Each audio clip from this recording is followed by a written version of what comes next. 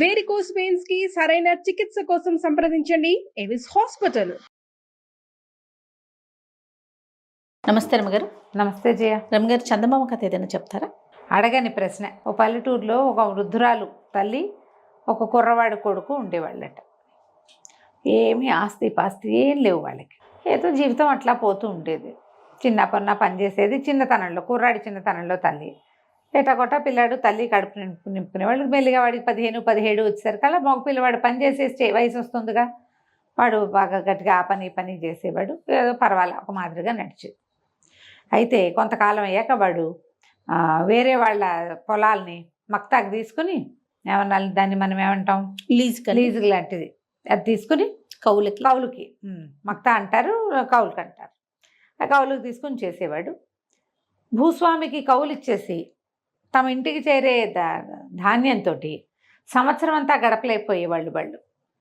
ఏడాది గడిచేది కదా. రెక్కలు ముక్కలు తీసుకున్నా మనకి ఏమిటమ్మా డబ్బులు చాలటం లేదు, ఇటు అవస్థ పడుతున్నాము అని తల్లిని ఎంతసేపు అడిగేవాడు. అయితే వాళ్ళ అమ్మ అనేది, ఏమిట్రా నన్ను అడిగితే నేనేం చెప్తాను రా నాయన, ఆ ప్రశ్నలు చెప్పే స్వామి ఎవడో ఉన్నట్ట పడమటి కొండ మీద, ఆయన అడిగితే చెప్తాడు రా అనేది. సరే కొన్నాళ్ళు గడిచాక కుర్రాడికి ఎలాగైనా ఆ పడమటి కొండకి వెళ్ళి అక్కడుండే ప్రశ్నలు చెప్పే స్వామిని, ఎందుకు నా జీవితం బాగుపట్టలేదు అడగాలను, నాకు ఈ డబ్బు ఎప్పుడు సరిపోతుంది, ఎప్పుడు మాకు సరిపడా డబ్బులు వస్తాయి అని అడగాలని అనిపించింది. సరే ఏం చేశాడు, ఓ సంవత్సరం ఇట్లా మక్తా ధాన్యం రాగానే తల్లికి అన్నీ ఏర్పరిచి పెట్టి, అమ్మా నేను పడమటి కొండకి వెళ్ళొస్తాను, అడిగొస్తా, దారిలో నా భోజనం నా ఏర్పాటు నేను చేసుకుంటా, నువ్వు మాత్రం జాగ్రత్తగా ఉండు అని తల్లికి ధాన్యము వగైరా సామాన్లు అన్నీ అప్పచెప్పి వెళ్ళాడు. వెళ్తే 7 రోజులు నడవగా కొంత మేరకు చేరాడు. అయితే ఏమైంది, 7 రోజుల తర్వాత ఓ ఇల్లు, ఒక ఆవిడ ఎవరిదో ఇల్లు కనపడితే ఈయన తలుపు కొట్టి, నేను పడమటి కొండకి వెళ్తున్నానండి, 2 పూటలు రెస్ట్ తీసుకుంటాను, ఈ పూట రెస్ట్ తీసుకుంటాను, ఇక్కడ తీసుకోవాలనుకుంటున్నాను, ఒక ముద్ద అన్నం పెడతారా అంటే, ఆ ఇల్లు ఒక ముసలమ్మది. ఆవిడ, దానికి ఏముంది నాయన, రారా, పడమటి కొండకి వెళ్ళే వాళ్ళంతా ఈ దారినే వస్తారు, ఈ మధ్య ఎవరు రాలేదు ప్రశ్నలకి, రా నాయన, మీరు ఏం చేస్తున్నావు, ఏం ఊరు, ఏం కులం గోత్రం ఏవో అడిగి. సరే సాయంకాలానికి చేరాడు. శుభ్రంగా రాత్రికి అన్నం పెట్టింది. మర్నాడు పొద్దున ఇతను 2 రోజులు తినడానికి సరిపడా రొట్టెలు చేసి కట్టించి, అబ్బాయి ఎట్లాగో ప్రశ్నల స్వామి దగ్గరికి వెళ్తున్నావు కదా, నా కూతురు చూడు అని పిలిచింది. లోపల నుంచి ఒక పిల్ల వచ్చింది, చక్కటి చుక్క పిల్ల. రాల పిల్లని చూపించలేదు ఆవిడే, పిల్ల ఉంది లోపల తిరుగుతుంది కానీ వీడు చూడాల. మా పిల్ల చక్కని చుక్క, మరి దానికి ఏమో మాటలు రావు నాయన, మూగబొమ్మ, దానికి మాటలు ఎప్పుడు వస్తాయో కనుక్కో అని చెప్పింది. ఆ పిల్లని వీడు తను చూడాల. సరే అడుగుతానన్నాడు. రొట్టెల మూట భుజాన్ని వేసుకుని మళ్ళా నడిచాడు. 7 రోజులు నడిచేసరికల్లా ఈసారి ఇంకొక ఇల్లు తలుపు కొట్టాడు. ఈ రాత్రి ఇక్కడ పడుకుంటానండి అంటే వాళ్ళు అన్నారు, సరే మా ఇంట్లోనే ఉండు నాయనా అని ఆ పూట భోజనం పెట్టారు. మరి ఏమడిగారు, రాత్రి పడుకున్నాక పర్నాడు పొద్దున్న లేచి ఎక్కడికి వెళ్తావు ఏంటి అన్నీ కనుక్కుంటే, ప్రశ్నల స్వామి దగ్గరికి వెళ్తున్నాను, పడమటి కొండ ఎక్కుతాను అంటే, ఈ ముందుకు వెళ్ళాక ఒక వాగు వస్తుంది, వాగు దాటితే కానీ నువ్వు వెళ్ళలేవని దారి చెప్పి, వాళ్ళ దొడ్లో ఒక పెద్ద నిమ్మ చెట్టు, అదొక మర్రి చెట్టు అంటుంది, నవలాడుతూ ఆకులు, కానీ పూత పిందే లేవు, దానికి 10-15 ఏళ్ళు వయసు ఉంది, ఆకు పోదు, అంటే నవలాడుతూనే ఉంటుంది, దీనికి పూత రాదు పిందే రాదు, ఏమిటి దీని కారణం అడగమని అన్నారు. వాళ్ళు కూడా ఏవో కొన్ని రొట్టెలు చేసిస్తే ఇతను అట్లా వెళ్ళాడు. వెళ్ళగా వాగు వచ్చింది. ఆ వాగు ఎట్ట దాటాలో తెలియలేదు. ఆ వాగు గట్టు మీద కింద కూర్చొని చూస్తున్నాడు. ఆలోచిస్తుంటే వాగులోంచి పెద్ద పాము వచ్చింది. పెద్దదో మహాసర్పం ఒకటి. అడిలిపోతే, సర్పం నువ్వు భయపడద్దు, నేను సహాయం చేస్తాను, నువ్వు ఎక్కడికి వెళ్తున్నావు ఏంటి, పడమటి కొండకి వెళ్ళాలి నేను అనేసరికల్లా, నేను నా నెత్తి మీద కాలు పెట్టు, నేను దాటిస్తా, నాదొక ప్రశ్న ఉంది, 1000 సంవత్సరాలుగా ఈ వాగులోనే ఉన్నా నేను, నాకు ఎప్పుడు విముక్తి వస్తుందో కనుక్కో కాస్త, ఆ మాట చెప్పావా, ఇక అంతకంటే ఏం అక్కర్లేదు అంటే సరేనని ఒప్పుకున్నాడు. ఆ పాము పడగ మీద కూర్చుంటే పాము తీసుకెళ్ళి వాగు దాటిచ్చేసి, సరే అక్కడి నుంచి నడవగా పడమటి కొండ చేరాడు. కింద బోళ్ళంత మంది జనం ఉన్నారు. పైన ఒక పురాతన కట్టడం ఒకటి కనపడింది, చాలా పెద్దది. ఆ ప్రశ్నలు చెప్పే స్వామి ఆ కట్టడంలోనే ఉంటారని చెప్పారు వాళ్ళు చుట్టుపక్కల జనం. సరే స్వామీజీ దగ్గర పైకి వెళ్ళాడు. చీకటి పడిపోయింది. ఆ పూట ఏదో ఆశ్రయం ఇచ్చారు, ఓ దండం పెట్టారు, తిన్నాడు. మర్నాడు పొద్దున్న దర్బార్ అన్నారు. దర్బార్లో ఆయన స్వామీజీ కూర్చున్నాడు. సరే ఏం అడగాలనుకున్నామంటే, నాదొక్క ప్రశ్న అండి, మధ్యలో 3 ప్రశ్నలు జమ అయినాయి, యాడ్ అయినాయి, మరి 4 ప్రశ్నలు అండి. నేను ఎవరివైనా సరే, నీవా ఇంకొకళ్ళవా సంబంధం లేదు, 3 ప్రశ్నలకే నేను సమాధానం చెప్తాను అన్నాడు. ఈ అబ్బాయి ఎందుకు వచ్చాడు అసలు ఇంత దూరం? నాకెందుకు సంపాదన రాదు, నాకెందుకు డబ్బు తన సమస్య కోసం తన ప్రశ్న అడగల, ఈ 3 అడిగాడు. వాళ్ళ ముగ్గురివి అడిగాడు. 3 ప్రశ్నలకి సమాధానం లభించింది. దండం పెట్టుకుని వచ్చాడు.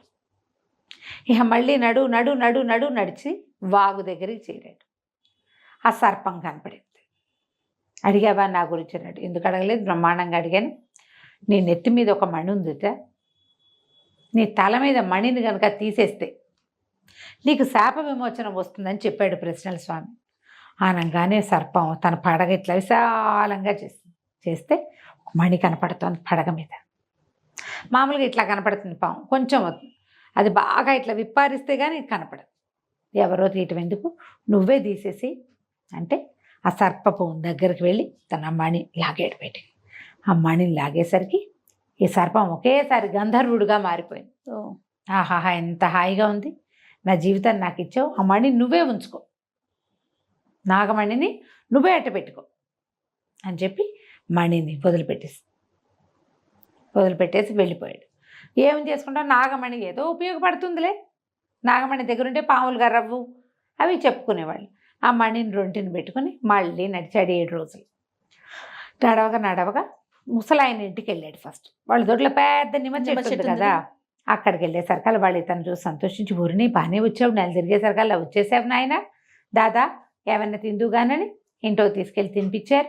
సరే పిచ్చాపాటి మాట్లాడారు, ప్రయాణం కుశలంగా జరిగిందా కనుక్కున్నారు.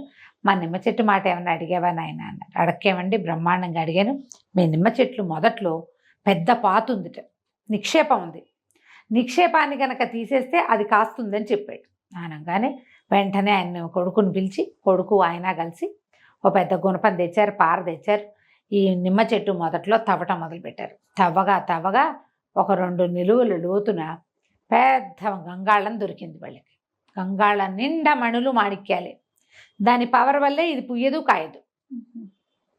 పైకి లాగలేకపోయారు తండ్రి కొడుకు. వీడు మన కుర్రాడు కదా, వీడు బాగా వ్యవసాయంలో ఆరితేరున్నాడు, వీడు కూడా సాయం బట్టి పైకి తీసుకొచ్చారు. వాళ్ళు ఆశ్చర్యపోయి, అబ్బాయి మేమేం పెద్దగా ఉన్నవాళ్ళం కాదు, నిమ్మ చెట్టు కోసం చూస్తే ఇంత నిక్షేపం వచ్చింది, నువ్వు కూడా నీ వాటా తీసుకో, దీన్ని 3 వంతులు చేద్దాం, మా అబ్బాయి కోటి నా కోటి 3వది నీకు, నువ్వు చెప్పకపోతే మాకు తెలిసేది కాదు, నేనేనాడో పోయేవాడిని, నా కొడుకు పోయేవాడు, చెట్టు కొట్టేసేవాళ్ళం కొన్నాళ్ళకి అంతే. నిమ్మ చెట్టు నీడివ్వదు, ముళ్ళుంటాయి దాని కింద, కాయలు కాస్తే నిమ్మ చెట్టు మంచిది, లేకపోతే ఎందుకు, దాన్ని నవనవ చూసి ఉంచుకున్నారు ఇన్నాళ్ళ నుంచి, 10 ఏళ్ళ నుంచి. అక్కడి నుంచి ఇంత సంచుల నిండా పోసి ఈ అబ్బాయి చేతికిచ్చారు.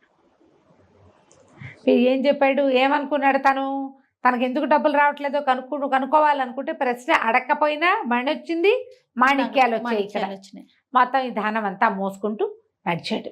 7 రోజులు నడిచి ముసలావిడ ఇంట్లోకి వచ్చాడు. ఆవిడ అన్నం పెట్టింది.